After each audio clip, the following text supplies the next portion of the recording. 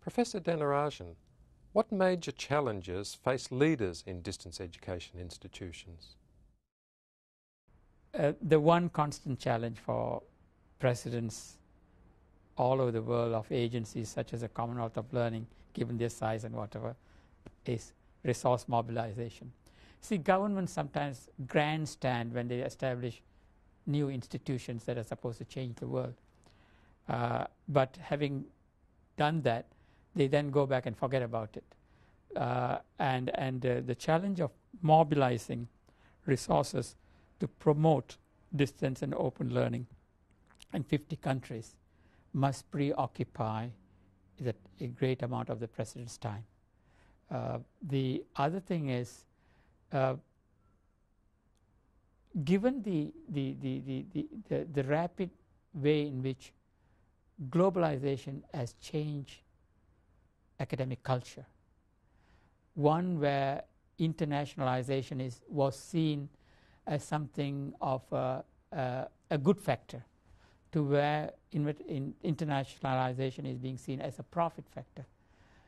We need to go back and change that. I think we have been reasonably successful in the developing economies. I take a lot of pride in saying that I could get services, products from developing economies to be used in other developing economies at a charitable cost. If I can do this, if John can do that with the developed economies, it would be wonderful. Because there is a large investment that goes into building courses, materials, and poor economies can't afford that. Australia, Canada, the UK, to now India also, they're building up extremely good. They have extremely good courses. Can we make them available at a lesser expense? In other words, how do you manage the cost of intellectual property rights? That will be helpful to poorer Commonwealth countries. And what about the challenge of research? Any successful educational institution requires an underpinning of research and evaluation to help guide its progress and decision making. Eugene Rubin, how has research changed in recent years? Well, I think that the research has changed by becoming a matter of individual research for academics rather than systematic research that's done by institutions. If you look back into the 1970s and 1980s, many of the larger distance education institutions like the British Open University, Athabasca University, the Fern Universiteit, they all had systematic programs of research that was aimed at trying to better understand what they do.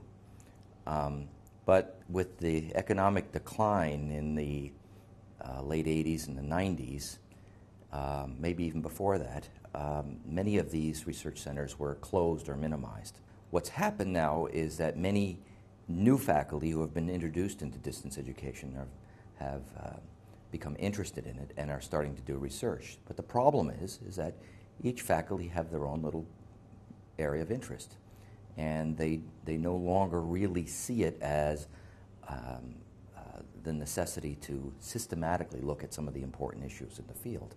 So what we have is a lot of fragmented research that's going on, but no real organized systematic research. I think in some ways that the views of what distance education was much clearer in the beginning of the 90s than it is today. And so I think from my point of view, who still find distance education as a good term and concept for what we are doing, I think a lot of research today is a little difficult to judge because many of the researchers, I think, in ordinary universities believe that they are doing distance education research, and in my view, they very often are not. They are doing research on technology and use of technology in ordinary education, and I see also that in conferences. perhaps not so much here as in some other conferences, that the difficulty of really understanding what distance education is it is not easier today than it was 10 to 15 years ago, I think. One of the areas that we are trying to look at in distance education research is to see what factors influence what. Because whether it's TV, whether it's computers, etc. And one of the areas that we've also tried to look at is the issue of peer interaction. Does it really enhance learning? Does it really enhance satisfaction? Or is it a barrier to learning? So looking at the concept of peer interaction, which one of my students, Deb LaPointe, presented, is an important area that I think we need to look at further.